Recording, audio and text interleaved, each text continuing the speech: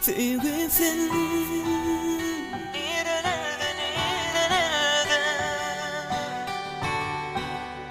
nerelerde ya?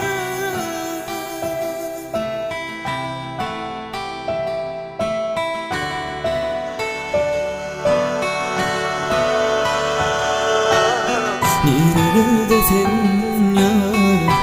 Var buldum mehrine. Yalnızlık yak yar, derman yok mu derdine? Duydan söz gittin, arzulattım seni. Şimdi yaprak yanı kurudu. Nerelerde sen yar? Var buldum sen mehrine. Yalnızlık yak yar, derman yok mu derdime? Bu derdime duydan söz gittim, arzulattım seni. Şimdi yaprak yanı kurudu. Oturdum, yakladım birden mektep yıllarımı. Açtım albomda önce düşülen suratları. Gözüm düştü bileceğim düşen suratımıza. Ananı bilem okşar günü unutanımıza. Yürekte yaktım o vurup bağlı ilkinci sevgim. Sen bilen ilki duruşuşum, ilkinci duyguyum. Yavaştan öpmüş önüme çıkan o kağıdımdan. Eyle dakın arayacağını ayırmadım yanımdan. Şeydik devam et geldi bizim acap sevgimi. Hiç vakit duymayacak yaldı gelir günlerimiz. Mektebi tutarıp gitmeli volum kulluğa.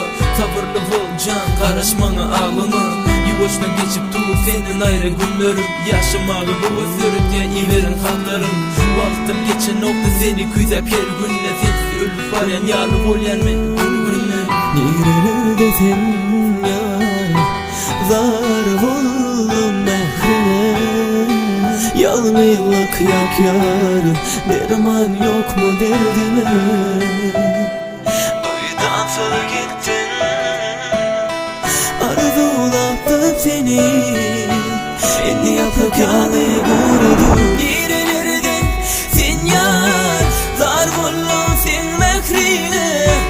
Yalnızlık yak yar, derman yok mu derdime? Bu derdime duydan söz gittin, arzulattım seni.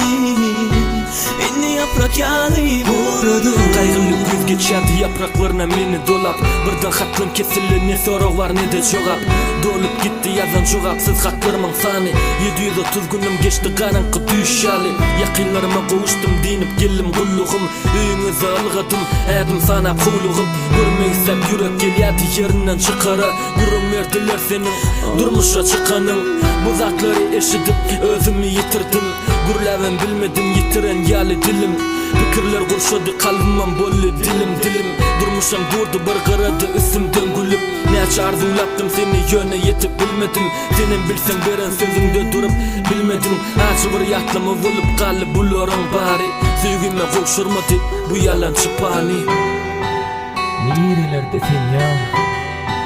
Var oğlum sen ne edecek sesini? Yalnızlık yak ya, derman yok mu ben derdime? Duydan söz gittin, arzulattım seni. Beni yaprak yanı kurudu.